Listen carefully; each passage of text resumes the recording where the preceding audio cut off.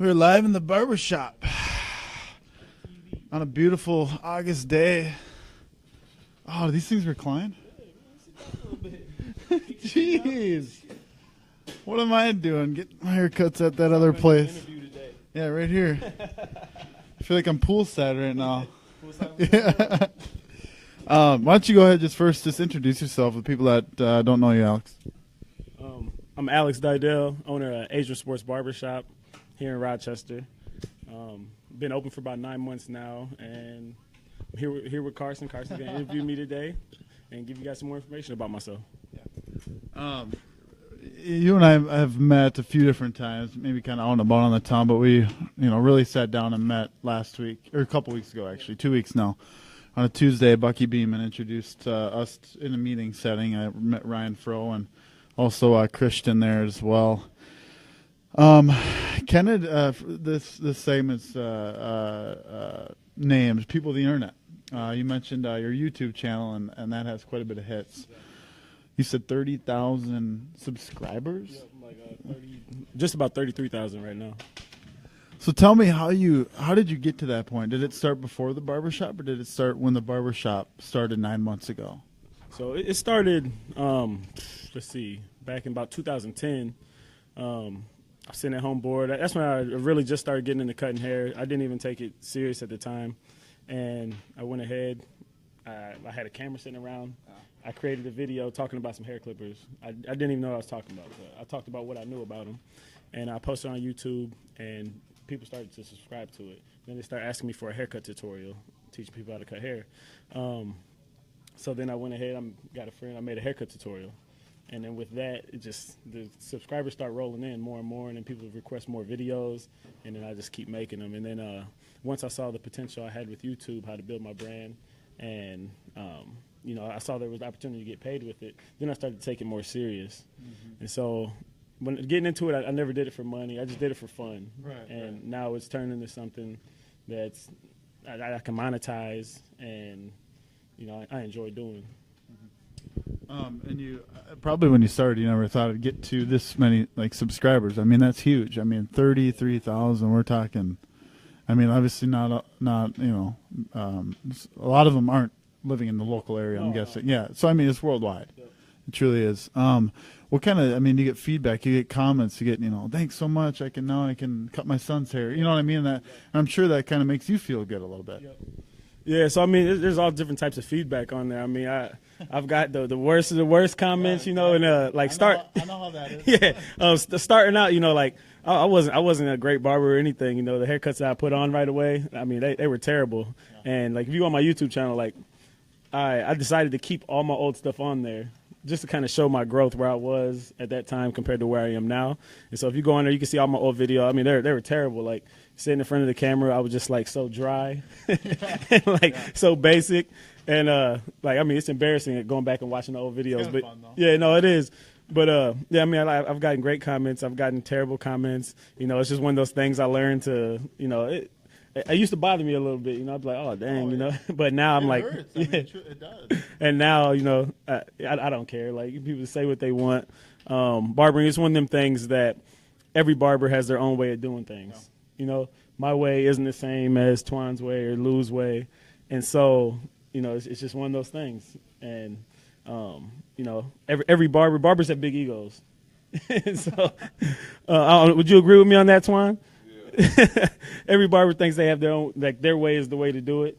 I posted a video a few weeks ago and had a guy come on there, oh, you do too many steps in your fades. And, all right, well, that's what works for me, you. And maybe you have a shorter way you do it that works for you. And, I kind of roll with what works for me and what makes my clients happy, and that's what's important. Let's, Alex, let's take a step back and talk about your backstory, your upbringing. Did you, let's just start with that, and then a follow-up question to that is, did you ever think you'd get to this point? Did you ever have aspirations to be a barber, and what got you into barbering? But first, tell me your backstory, your upbringing, and are you from here, Rochester? And just kind of describe to me that. All right. So I've been in Rochester, over 20 years now. I moved up here when I was younger. My mom, she works for the Mayo Clinic, and so that's what brought us up here. Originally from St. Joseph, Missouri is where I was born, so Kansas City area. So yeah, I don't know, barbering was never a thing that like growing up that I looked into or anything like that. It all kind of started. My dad, he gave me a pair of clippers back when I was like 15.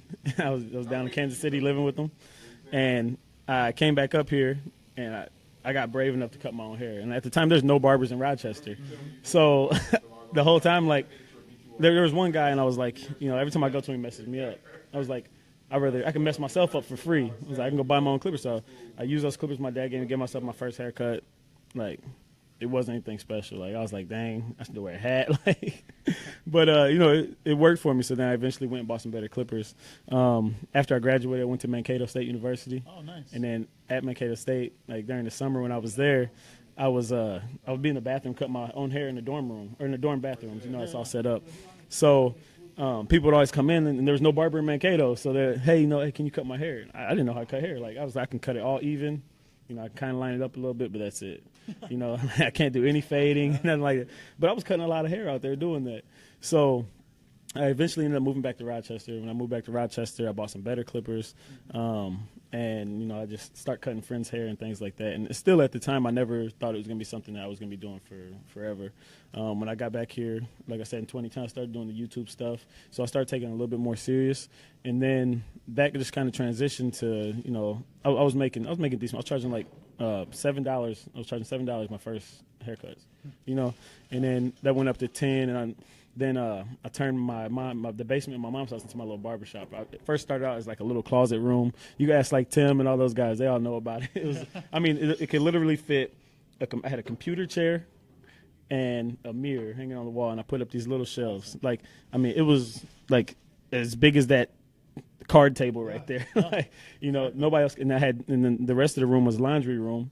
That was right outside the room. So I had people sitting in the laundry room on like foldable chairs and stuff, or kitchen chairs. And so that's how I got started with that. And then our basement flooded.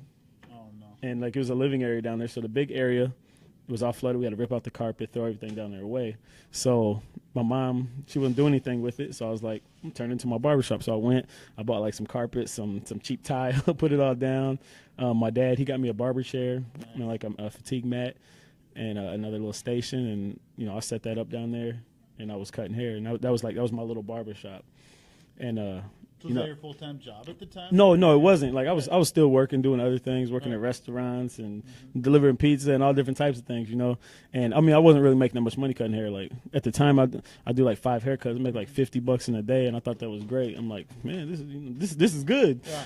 And now, I look back, I'm like, man, that's like an hour of work now, No, exactly. But yeah, so that's where I started at, and then what was it, like 2011? I was serving tables, and one day I was just like, I'm done. I quit. I was like, I'm gonna try to cut hair full time, and I was living over at Essex Park. Had a 2-bedroom apartment, and it was me and my girlfriend. She let me turn one of the bedrooms into my barber shop. So I had my same equipment.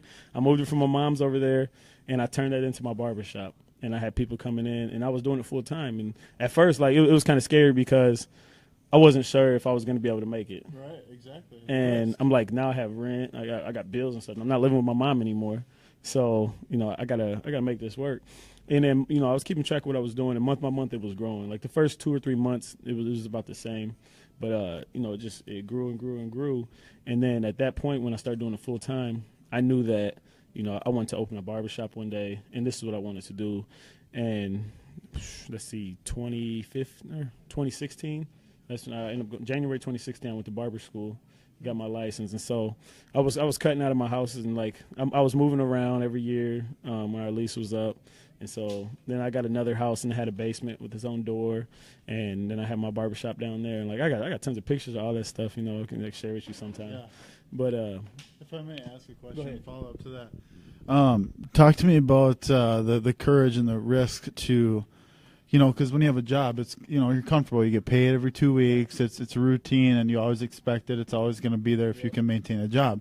Tell me about that. Why did you take that leap, and how did you get the courage to take that leap and drop everything? Again, like you said, you had bills, you had all this stuff, because majority of the people, 80% of people, in the United States or wherever, they won't do it. They won't take that leap. They won't take the risk. And now you look at where you're at right now. Where we're sitting right now. But tell me, how did you take that leap? How did you have enough courage to say, hey, I'm not going to make a whole lot of money, but I'm going to do something that I love and that I enjoy doing? And tell me that leap, how you took it. So I knew one thing, and that's that I've always wanted to be self-employed. And like even when I went to school, it was like business management, business administration. Like I always wanted to do business. I didn't know what type of business I wanted to get into, but I knew what my end goal was. So I eventually, like I said, I was serving tables at TGI Fridays, and there was days I'd go to work and I'd make like $30, and so there was days I'd go to work and I wouldn't even get a table. It was so slow. I was charging $10 a haircut, I was saying, and so like one day I was at work and I didn't get one table. I was there for 4 hours. I had like 4 or 5 people call me for haircuts. So I'm sitting there, I'm like, I could have made like $40-50, you know? Yeah. And I was like, I'm done. And, you know, at that point I was like, I'm done. I was like, I could stay at home, I could make $40-50 a day and cut hair. And that's kind of where I got the courage. I knew, like, business was all about risk. And I knew that if I never took that risk, then I probably would never been where I am today. I'd probably be out working for somebody. I don't know what I'd be doing, but I know I wouldn't be here. And, you know, I sat down, I kind of mapped out what I need to make, how many haircuts I need to do a month. You know, I knew what my rent was when I moved, and I was like, all right, this is how many haircuts I need to do a month. And I was like, well, that's not too hard. You know, I kind of put it together with what I was doing at the time. And, like, it was close because I wasn't cutting a lot. I was doing maybe, like, 20 haircuts a week at $10. And so, you know, yeah, so that's not a lot at all. Yeah, and so that's kind of, you know, I was just like, I got to try it, you know. And I figured that, you know, with more consistency, you know, I'd build a bigger clientele. And that's kind of what it was the whole time because when I was working as a server, I never had a consistent schedule. I was always like, you know, I got to go to work at this time. Hey, maybe you guys can catch me. Yeah, you know, I never knew when I was going to get off. Yeah. And I could never give people times. And then once I started doing it full time, that's when, like, people started understanding I got a consistent schedule. I was reliable. Right. And with that, you know, my clientele just steadily growing. Like I said, each month it got better and better and better. And then I eventually raised my price. And then, like I said, 2016, I went to barber school. Got done in November 2016, got my license, and then halfway through barber school, they had changed the laws. So, like, it used to be that once you get your barber's license, you have to work as an apprentice under a master barber. Yeah, right. So at that time, I was like, well, there's not really very many master barbers here in Rochester. I was like, what am I going to do? So I was like, I'll probably have to stay in the cities for a year, work under a master barber, get my master barber's license, and then come down and open my shop in Rochester. But I knew if I was gone for a year that, you know, I would lose some clientele down here. And then, what was it? It was like June when I was in June 2016. They had changed the law where they got rid of the apprentice program, and then after you finish barber school, you're automatically a master barber. Yeah. When I was in barber school, everything was just falling together piece by piece the whole way. Isn't that crazy? And it falls together? Yeah. So I was meeting with Bucky Beeman, James Keller. Like, we were meeting every Monday.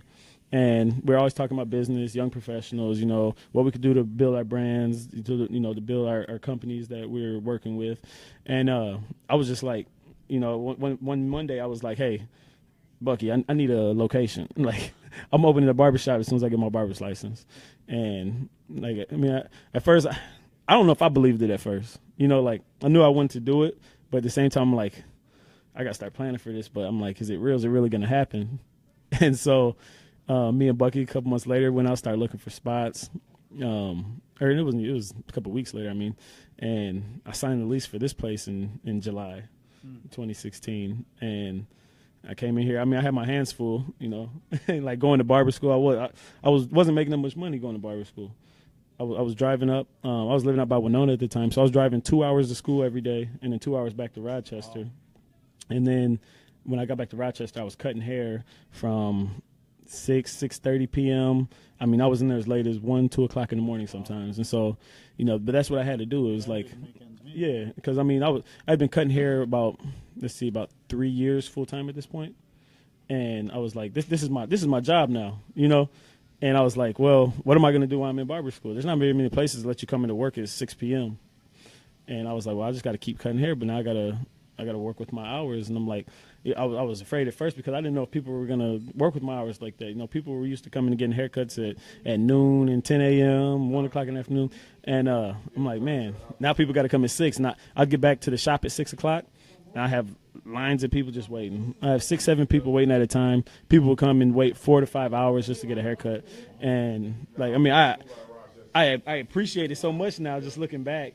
You know, at the time I was like, oh man, I just want to go home. I'm tired. It's been a long day. I've been cutting hair 8 hours already today, and now I get back to town and I got another 6 hours. You know, and then when I was living on Winona, I would get done 1, 2 o'clock in the morning, and I had to drive 45 minutes out to Winona, and you know that. Do it all over. Yeah, and I'd go to sleep. I probably go to sleep 3:30. I have to wake up by 6, get back on the highway, get to school by 8:30. And so, I mean, it was a hectic schedule, man, but it's all paid off now, you know, with the shop opening up. And like I said, I finished school in November. It was like the last week in October, and I opened November 17th. You said, you know, your clientele has gone up. Have there ever been downs owning your own, you know, company, owning your own business? Has there been any downs yet? I mean, you've been open for 13 months now. You know what I mean? Has there been any downs, and how'd you work through those downs if there was? Man, downs. I don't want to be a downer. Yeah, no, exactly. I mean, I want to be realistic. Yeah, no, things aren't always perfect. Right. Like I can't say that there's really been any like big downs. There hasn't really been anything that like to affect the business. Like the hair industry is one of those things that people always need haircuts. Hair's gonna grow, right? And I think the biggest down is not having enough barbers in Rochester. Okay. And you know, like there's 5 of us in here now, and I got another guy who's part-time. And I'm getting ready to add some more stations. And my thing is I want to put like 10 stations in here, but we just don't have that demand in Rochester for people looking for work as barbers. I mean, there's probably there's enough clients, though. There's more than enough clients, and like I've noticed that like with the shop being open, I mean we turn away. I can't even tell you how many people a day. Wow. I mean, every day, every barber in here is almost booked up. Wow. Well, that's not a bad thing, right? No, not at all. And then, you know, I say by 11, 12 o'clock, everybody's booked up. And there's no walk. We can't take walk-ins after that. And I think that's the biggest down is turning away business, because if they're not getting a haircut here, then they're leaving, they're going somewhere else. And I'd like the opportunity to be able to keep everybody here. And, like, I wish clients would understand that, because someday they walk in and some people get upset because they can't get in. I'm like, well, we have an appointment booking system that we do online. And, I mean, not everybody knows how to work it, and some people get frustrated with it, exactly. But, you know, that's what works the best for us, just for the fact that, like, we can wake up and we just check our schedule and we see who's on it. And it's up to the client. Yeah, I mean, it's a great system. It's up to the client to they can cancel, they can reschedule, they can book their appointments. They never have to call the barbershop. All they have to do is go on their app. And so people used to get mad when we didn't have an app, and they'd call us and I haven't been able to get hold of you for 2 weeks. I need a haircut. I've been trying to catch you. Every time I come to the shop, you're not there, this and that. And now we give them the opportunity to where they don't have to ever talk to us. All they have to do is show up for their appointment, you know, and they can book appointments after 2 months. Talk to me about your barbers here. I mean, are they all licensed, or are they like you, where you're, you know, trying to maybe work for your license and you're giving them work? Yeah. Exactly. Yeah. So no, everybody's licensed. I mean, it's the law in Minnesota. Yeah. Or I mean, in most states, there's like one state. Yeah. No, there's like one state where you don't have. I think it's like Arkansas. You don't have to have a license to cut hair. But I mean, no, everybody in here is great. We got a new guy, Lou. He's just starting today. We got Leon. He's just part-time right now. He'll be full-time come November. And then Antoine and Chris and Andre. Andre, he's part-time. He works for the Department of Transportation. But I mean, he still comes in 4 days a week. He probably does like 20 hours a week or so. But, I mean, no, we get a good group of guys, man. Like, we all get along great. We all hang out. You know, yeah, it's just we've all known each other for a while. Chris is a little newer up here. He's been here, I think, like 3 years. Chris Styles. Yeah, from Elysium, yep. Yeah. And then me and Antoine, we've known each other for a long time. And Lou, I met Lou in barber school, actually. Lou just finished barber school. Oh, nice. He just took his board test yesterday for his license. And so This is day one for him. Cool. And so we're going to get him in here, get him some clients. And What's that like for you to, again, Lou is just starting today. What's that like for you to give people work and to support maybe their families? Chris has his looks like daughter here. What's that like for you to be that guy that gets some food on the table and to help them with financial stuff? No, I mean I enjoy it. Like my goal, I want to see every barber in here succeed. Like at the end of the day, I know what I'm gonna do. I know I'm gonna be all right. And I just want to make sure these guys are like, even like if their schedule's not booked up, like I'll pass them clients if I have to, because I know that I'm going to be fine. And, my thing is like, I want these guys to succeed. And, if they want to go off in the future and open up their own shop or something, I want to be there to help them along the way. And so, with me, like they know that they can call me or they can rely on me for whatever. And, I'm going to help him out along the way. Like, I know Chris, like, he has aspirations to open the shop one day. And when he gets to that point where he's ready, like I told him, I'm going to be there to help you out, to open up your shop, And, it's always, I understand, like, everything has an expiration date. We're all not going to work together forever. And, you can't be upset for somebody for leaving or wanting to achieve their goals. Because I had dreams that I wanted to achieve. I had goals that I want to accomplish. And, I'm living that now. With owning my own shop. This is my biggest goal. And obviously now my goal is to keep growing it, and to become even more successful. And like I said, I know these guys, they have goals of their own. And, I want to help them get there, But right now they're here, and I'm going to do whatever I can to help them out while they're here. How do you know Chris and I forget his name over here too, Antoine? Yeah, how do you know these guys too? So I've known Antoine for like, man, how long we know each other, Twan? He used to work at the Boys and Girls Club. Okay. He was the staff at the Boys and Girls Club. Yeah. Yeah. So. Like 2001. Yeah, probably like then. 2001, man. Yep. Wow. So yeah, he was the staff at the Boys and Girls Club. I was young, and that's how I met him. Just always known him, through the years, and he used to cut my hair every now and then. Chris, I met just from cutting hair. When did you move up here, Chris? 2013. And so I started cutting his hair, and then, we just became friends through that. And then once I started getting the shop up and running, we were talking about him coming over. And then Lou, I just met Lou in barber school. And then Dre, where I was cutting hair at before, Dre had walked in one day. And Dre's from the cities. He's been down here, I think, 2 years. But he walked in. He's like, yeah, I'm trying to get a barber shop opened up, let's cut some hair. And I'm like, oh, I didn't really tell him what I had in the plan. I was like, I'm in school right now, but when I get out of school, I'm kind of planning on doing something like that. And so as soon as I got the location, I start contacting. I just got his information. I start contacting him. Hey, gonna get the shop up and running. And I brought him over, showed him the location. I did with all of them. Before it was even open, before this floor was down. Brought them all over. Showed them what I had envisioned for the barbershop. And I mean, like I said, there was nothing. Here's a big wall right here, some tile floor. Like it was. What did it used to be, It was like a Ignite Nutrition. Okay. And so it was like one of them Herbalife places. They sell the smoothies and things like that. And so they had like some tile floor. They had some snap floor down over here. It was a big project. Like, cause I did everything on my own. I had some help from family and friends who came out and helped paint and do the floor and things like that. But like I didn't go and hire any contractors to come in and do the work. And so it was just like, all right, hey, Fro, can you help me out today? Like, I need help. Fro came in and he helped me lay this floor. Okay. Like, I didn't know nothing about floor. I was on Google, YouTube, and stuff. Like, all right, how to lay this floor down. and that's what I did with everything. Like, that top floor, I didn't know how to bust that up. I was talking to people. I went to Home Depot, bought some tools. I was in here busting up by hand. And then I got to, like, the last little 10 square feet, and I got this big tool to bust it all up and took, like, 5 minutes. And so I could have saved myself a month. Like, I literally probably took a month busting that floor up. Yeah. And there's a lot of things, man. No like big projects. I had an electrician come in and put lights in and stuff like that. But like, if it was the basic stuff, man, I went ahead and did that myself. But yeah, it was a lot of work. Yeah. Let's go back to the internet and YouTube and how that's probably helping build your business too. You got a lot of eyes on you. 33,000. We're talking on YouTube subscribers. I guess, one, why is that important for business owners to have that internet, some form of internet to kind of tackle it? Why is that important? And two, and how has that helped your business? Yeah, so you do kind of how-to videos, right? Yep. So I do a lot of how-to product tutorials, just kind of anything. My big thing with YouTube now is I'm using it to build my brand. And so, like, on the internet, I'm known as Adrian the Barber. My Instagram, Adrian the Barber. It goes with my barbershop, Adrian Sports Barbershop. YouTube, Adrian the Barber.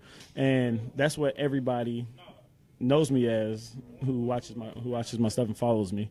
And, like, it's basically about building who I am now. Like, we're in an era now where we don't have to, you know, hope some talent scout comes out and finds us. You know, now we can go out and we put ourselves out there. Yeah. And so, I mean, it's pretty cool. It's like, even when I was in barber school, like, I'd been cutting hair, and so when I get to barber school, I had people like, I know you. Like, I was going by, like, AD the Barber at the time. They're like, you're AD the Barber, man. Like, and I got that a lot, man. Like, I went to a show down in Atlanta, did a thing, and I had, like, 3 people down there like, oh, yeah, I know you from YouTube. And so, like, you know, I'm not famous around the world or anything, but, you know, it's just kind of cool, you know, to get those reactions sometimes. I mean, it's just like a regular guy, Rochester, Minnesota, you know, just a barber. And then, you know, you got people, you know, I've had people from, like, YouTube come out and get haircuts. And, like, I mean, they lived close. I had a guy in Wisconsin who used to come out and get his haircut and things like this. I found you on YouTube. So I had a few people like that. But, I mean, I think it's important for the fact, like I said, I guess I don't really use it to build my business here. Yeah. Too much is really just building my brand and just trying to get out who I am. You know, and you know, it pays off. Like, I got companies that send me products all the time, you know, to do product reviews or just to use it. Hey, just check out the product. If you like it, review. If you don't, you know, it's fine. Just keep using it or whatever. And so, you know, it gives you some cash too monthly. Yeah, exactly. Yep.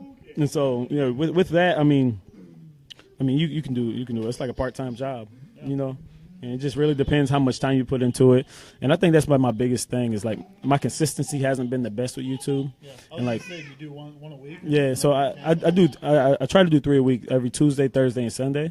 But, I mean, it doesn't always work out that way. Like, sometimes I get busy. So what I try to do is just record a whole bunch of videos. I use, like, Mondays to record videos. I record, like, 2 or 3 videos on a Monday.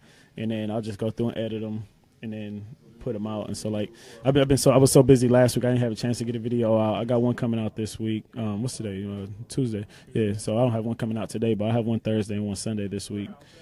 And yeah, so, you know, it like I said, it's like a part-time job, man. It takes a lot of work, but it depends on how much work you want to put in with it, you know. And, like, I didn't do anything when I was in barber school. I didn't do anything for 9 months on my YouTube, but I still got a check every month, you know, just for the videos that I had on there. Yeah. And so, I mean, there's people that make livings off YouTube alone, you know, just focus on making videos every day. What's the secret with that, with YouTube, if you wouldn't mind? Do you find your niche, like the how-to? I mean, there's a market for that, how to do your type of haircuts. Is that the niche, or is there like a niche of how you know, is it like a weekly thing where people expect it and that's how you gain attention, or what's the niche, and how do you, because again, the segment's people of the internet, and people want to know, you know, maybe they want to be like you and build their personal brand and get their followers online. How do they do that? Like I said, the number one thing is consistency. When you're going to put something out, people are going to expect it, and if you want people to continue to watch you got to keep putting out fresh content. Another thing that I always tell people who want to do YouTube is that put out something that's rewatchable.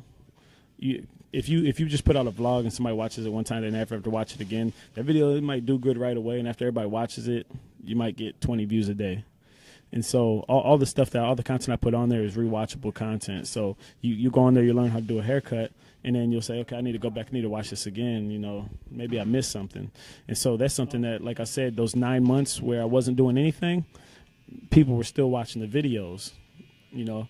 And that's something I learned just along the way, is to make content that's rewatchable. Another thing, like when I was doing product reviews, like I used to just do just the product review. So I'd get the clipper, the product, and I'd sit there, I'd just talk about it. And people didn't watch those as much. They still got good views, but it wasn't something that people weren't watching them twice.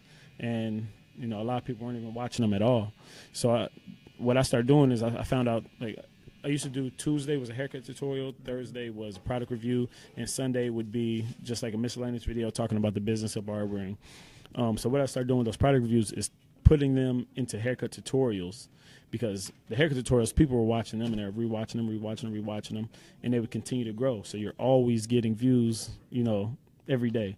And so, like, now when people contact me, I said, guy the other day contact me, I got this product, I want you to do a review on it. And I told him I'll review it, but I'm going to review it in a haircut tutorial, because if I review it in a haircut tutorial, now everybody's going to watch it, you know, compared to just a few people. And, you know, it's going to help them with their, you know, with their cost. You know, it's going to be more worth their money. I mean, you'd rather get 1 million views than 100,000. And so the haircut tutorial, that's how it works. Haircut tutorials get like 1 million. The product reviews get like 100,000, you know. And like that's how different they are. And I got to ask you this, too. So my question to you is, you put out a how-to. Somebody learns how to do it. Does that take away from your business here then, for people actually getting a haircut? You know what I mean? It's kind of a, and again, you're not just narrowing in on people here locally, so you're still going to get your locals. I mean, who still want to come in here and see you and get the experience, because you guys offer an experience here. It's not just a haircut. It's a, you know, you can shoot hoops. You can look at Tim Nello's jersey. Shout out. Freeze up. You know what I mean? Yeah. But why do you do that? Because someone would argue that you might lose business by showing people how to do something like your talent, right? I don't know. I think the biggest thing is that, like, my viewers are either people who are aspiring to be barbers or like new barbers. Okay. And so you get those people who want to be the self barbers, but I mean, if you're a self barber, you're still not going to cut your hair as good as a barber is. Right. And so, I mean, you might get a couple people here and there that, I'm going to cut my own hair now. And I used to do a lot of self haircut videos. And one of my sponsors was a self cut system. And like, they're out of New York. And so, like, I got like 3 or 4 of them things, man, just laying around. But like, I used to get bad reviews from barbers. Like, I mean, self cuts, they were paying me. Like, we had a good relationship with them. Like, and other barbers would be like, I don't know why you do these reviews for them. Like, this is going to hurt our business. I'm like, it's not. Because, like, Karsen, if you go watch my video, are you going to go home and try to cut your hair? No. Most people aren't, you know. I know a lot of people that bought self-cut systems and still don't even cut their own hair, you know. Yeah. And so, I mean, if you aspire to maybe cut your own hair, maybe not be a barber, just cut your own hair to save some money, then, yeah. But, I mean, there's still going to be times where you're going to go to a barber. I look at it as majority of people aren't going to try to be their own self-barber. I mean, some people know it's just not for them. Some people know they should never touch clippers. And, and you know, some people will try, and you're never going to get that cut. They'll that always grow back, right? Yeah. Majority of people. Some people are a little bald, but yeah. Like, no, you're always gonna, you know, you're always gonna cut somebody else's hair better than you cut your own. Product, right? Exactly. You come in here to Adrian's and get quality. Yep. Exactly. Premium haircuts. Right. Do you set goals? Do you set monthly goals? Do you set yearly goals? Obviously, as a business owner, you probably want to set goals. And when you look, let's say, first off, do you want to stay in the Rochester area? You know, do you want to have your family here? You know, the rest goes on. The list goes on.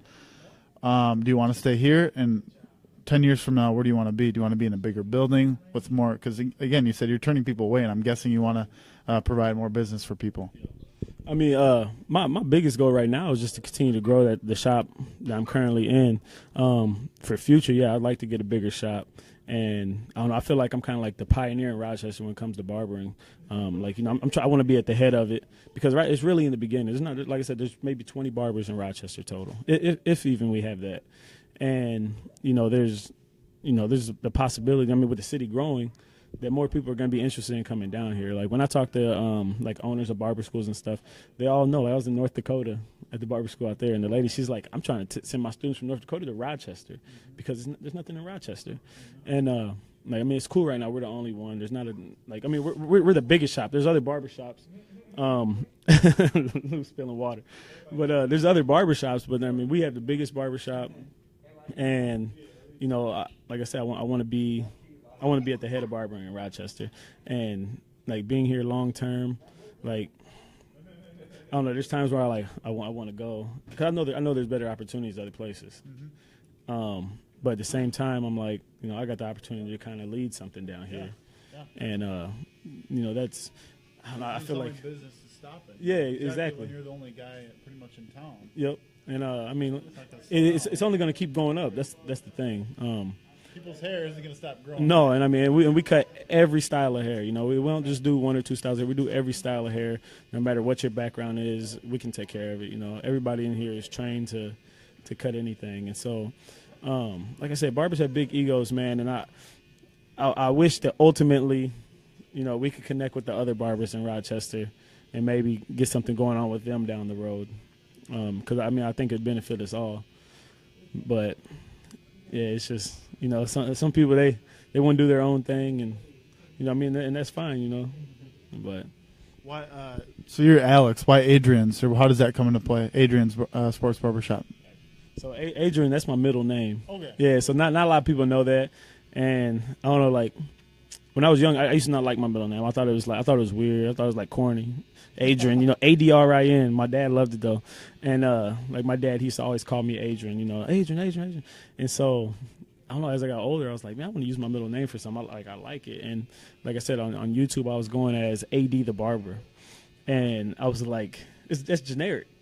Right. And I was like, I don't really want to go by my first name. I was like, I'm gonna use my middle name. I like my I've never met anybody else Adrin, and like everybody's like Adrian. I'm like, no, Adrian. Yeah, and everybody spells it Adrian or whatever. But yeah, I was like, it's unique.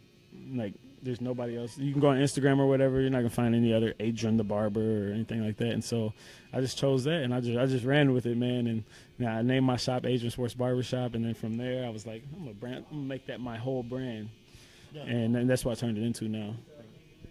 Hey, last question for you, just to open it up here. Again, you know, we talked about taking that risk as somebody who's passionate about what they want to do in life. But again, they get in the routine and they don't want to take that risk because the paycheck comes every 2 weeks. We talked about that. Maybe you want to hit on that again and why you should take the risk. We just hit on what you want to be in Rochester and your goals and things like that. We hit on obviously people of the internet. This is one guy who is. Check him out. What's your YouTube channel? I mean, you said it, but say it again. It's just Adrian the Barber. YouTube.com/Adrian the Barber. And ADRIN. ADRIN. And same thing on Instagram, Adrian the Barber. ADRIN the Barber. Yeah. What do you want to leave with people? Maybe to maybe inspire some folks here today. Just to open up to you. Anything is on the table. Anything you want to say.